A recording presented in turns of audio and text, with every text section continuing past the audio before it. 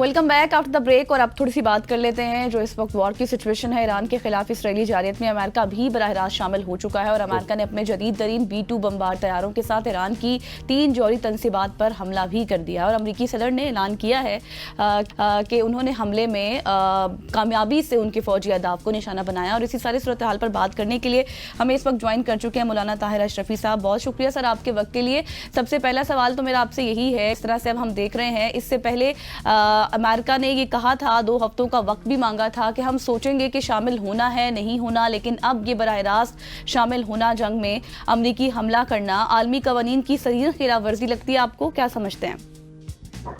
बिस्मिल्लाहिर्रहमानिर्रहीम अहमदुहु व नसल्ली व नसल्लिम अला रसूलिल करीम। ये बिल्कुल इसराइल का हमला हो या अमेरिका का हमला हो, ये आलमी कवानीन की खिलाफ वर्जी भी है और ये दुनिया के अंदर एक अजीब सी बात है कि आपके पास ताकत है तो आप बेगुनाहों को कत्ल करें, आप गजा को जमीन पोश कर दें, आप ईरान के ऊपर हमला कर दें। ये तो नाकाबिले कबूल अमल है और एक जंगल की कैफियत है जो इसराइल और अमेरिका मिलकर कर रहे हैं और उसके असरात जो हैं पूरे दुनिया में ये हैं कि इस वक्त दुनिया के अमन से ये खेल रहे हैं और इसकी तमाम तर जिम्मेदारी जो दुनिया में इस वक्त बदअमनी पैदा हो रही है और जो मुस्तकबिल के हालात होंगे वो इन दोनों मुल्कों पर ही आए। बिल्कुल ऐसी। अच्छा अलामा साहब, क्योंकि ये बाज़गश थी कि अमेरिका अगर हमला करेगा ईरान के ऊपर तो उसके बाद हो ये सकता है कि बराह रास्त जंग के भी बादल मंडला सकते, तो अब क्या आप समझते हैं कि अमेरिका और ईरान के दरमियान भी एक बराह रास्त जंग स्टार्ट हो सकती है? जी बिल्कुल लाजमी बात है कि अमेरिका ने जो हमला किया है उसके बाद ईरानी क़यादत जो कह रही है तो ईरान एक बड़ा मुल्क है और ईरान के लोग बड़े मजबूत लोग हैं और फिर जो फॉलोअर हैं आयतुल्लाह खामनाई के, तो ये एक आलमी जंग की तरफ जो है वो धकेला जा रहा है दुनिया को। इसका वाहिद रास्ता वही है जिसकी तरफ सारी दुनिया तवज्जो दिला रही है कि मुज़ाकरात की टेबल पे बैठा जाए और ये जंग गैर मशरूत तौर पर बंद की जाए और मामलात को जो है मुज़ाकरात से हल किया जाए। बिल्कुल। अच्छा मौलाना साहब, जिस तरह से हम देख रहे हैं कि प्रेसिडेंट ट्रंप का ये बयान आया है, वो कह रहे हैं, मुतालबा कर रहे हैं निज़ाम हुकूमत की तब्दीली का और कह रहे हैं कि हमने जिस तरह से शानदार फौजी अहदाफ को निशाना बनाया है, हम बम भी छीन लेंगे ईरान से। आपको लगता है कि ये जो मुतालबा किया जा रहा है अब ईरान से, अगर ये मुतालबा वो ईरान मान लेता है, वैसे तो कोई गुंजाइश नज़र नहीं आती, तो फिर मामलात हल हो सकते हैं?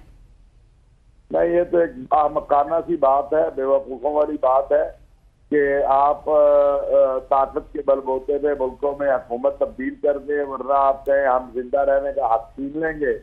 तो मैं नहीं समझता कि जो है ईरानी ऐसी कौम है कि जो ताकत के बलबूते पे या बमबारी के बलबूते पे इसराइल और अमेरिका चाहेंगे तो वो उस बात को मान लेंगे और अपना मुल्क जो है वो उन लोगों के सुपुर्द कर देंगे कि जो इस वक्त इसराइल की सरपरस्ती में बैठे हुए हैं। तो मैं नहीं समझता कि ये इस तरह की बात मुमकिन है या इस तरह की बात पे अमल हो सकता है। बिल्कुल ऐसी। अच्छा अलामा साहब, हमने देखा है कि आप अगर पिछले 20-25 साल की हिस्ट्री देख लें, सीरिया हो गया, इराक हो गया, ईरान है, लिबिया है, इन तमाम तर मुल्कों को एक एक करके टारगेट किया गया और अब इस वक्त ईरान को टारगेट किया जा रहा है। मुस्लिम उम्मा के किरदार को आप किस तरह देख रहे हैं? मैं समझता हूँ कि इस मरतबा मुस्लिम उम्मा के जो ममालिक हैं उनकी सूरत हाल पहले से बिल्कुल मुख्तलिफ है। पहले तो मुबारकबादें दी जाती थी अगर कोई इस तरह से हमला होता था या इस तरह की तब्दीली आती थी।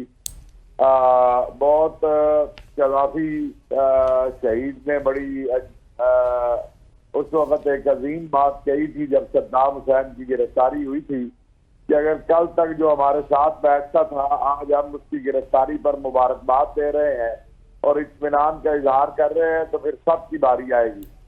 इस बार पूरी मुस्लिम उम्मा मुत्तफिक है कि ये जारहियत है, ये गुंडागर्दी है, ये बर्बरियत है जो कुछ इसराइल ने ईरान पर किया है।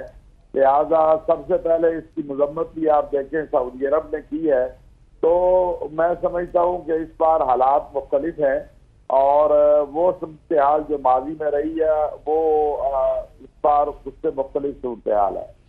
صحیح. اچھا مولانا صاحب، اب ایران نے اقوام متحدہ کی سلامتی کونسل کا اجلاس بھی طلب کر لیا ہے، تو آپ کو کیا لگتا ہے یہ جو سفارتی کوشش کی جا رہی ہے اس میں دیگر جو ممالک ہیں جیسے چین ہے، روس ہے یا یورپی یونین جیسے طاقتور ممالک ہیں وہ کوئی ثالثی کا کردار ادا کر سکتے ہیں؟ دیکھیے اس وقت ثالثی یا یورپی یونین کر سکتی ہے یا سعودی عرب کے جو ولی عہد ہے امریکہ اور ایران کے درمیان وہ ثالثی کر سکتے ہیں. اور ایران جو ہے اس کو بہرحال امریکہ جو ہے وہ اسرائیل اور امریکہ ایک ہے، کیونکہ سعودی عرب کے براہ راست اسرائیل سے کوئی تعلق نہیں ہے. تو یورپی یونین اور سعودی عرب مل کر، عرب ممالک مل کر اگر کوئی ثالثی کی کوشش کرے اور دونوں فریق اس کو قبول کرے تو اس سے کچھ معاملہ بہتری کی طرف جا سکتا ہے. بالکل ایسی. اچھا مولانا صاحب آخر میں مجھے بتائیے گا علامہ صاحب کہ اب اگر ایران کی بات کی جائے تو وہ شروع دن سے یہ کہہ رہا تھا امریکہ ہم پہ حملہ کرے گا تو ہم اس کا جواب دیں گے، اور وہ اس کا جواب محفوظ بھی رکھتے ہیں. کیا اس سے پہلے ثالثی ہو جائے گی یا پھر ایران کی جانب سے بھی کوئی جواب دیا جا سکتا ہے؟ نہیں دیکھیں، ایران کے پاس حق ہے، محفوظ ہے جواب دینے کا، اور اس کا اسے اقوام متحدہ کے قوانین بھی جو ہے وہ حق دیتے ہیں اور دنیا کے قوانین بھی دیتے ہیں. اب دیکھنا یہ ہے کہ امریکہ اور اسرائیل کتنی جلدی مذاکرات کی طرف آتے ہیں اور غیر مشروط مذاکرات سے ہی مسئلہ حل ہوگا. جو شرطیں لگائی جا رہی ہیں اس کو نہ ایران قبول کرتا نظر آ رہا ہے نہ ہی اس سے معاملہ بہتر ہوگا. صحیح ہو گیا. Thank you so much for your time. Maulana Tahir اشرفی صاحب ہمارے ساتھ موجود تھے، اور جو سچویشن اس وقت ڈیولپ ہو چکی ہے کہ اسرائیل کی یا پھر امریکہ جو براہ راست شامل ہو چکا ہے، اور جس طرح سے اب حالات کشیدہ ہو رہے ہیں، خطے کو بھی کافی خطرہ ہے، کیونکہ آپ کو پتہ ہے کہ پھر جو ایک امریکی فوجی اڈے بھی موجود ہیں ان کو بھی کس حد تک خطرہ ہو سکتا ہے. اس تمام تر صورتحال پر ہم بات کر رہے تھے، اور یہاں پہ وقت ہوا چاہتا ہے ایک شارٹ سی کمرشل بریک کا. بریک لیتے ہیں، واپس آتے ہیں. Stay with us.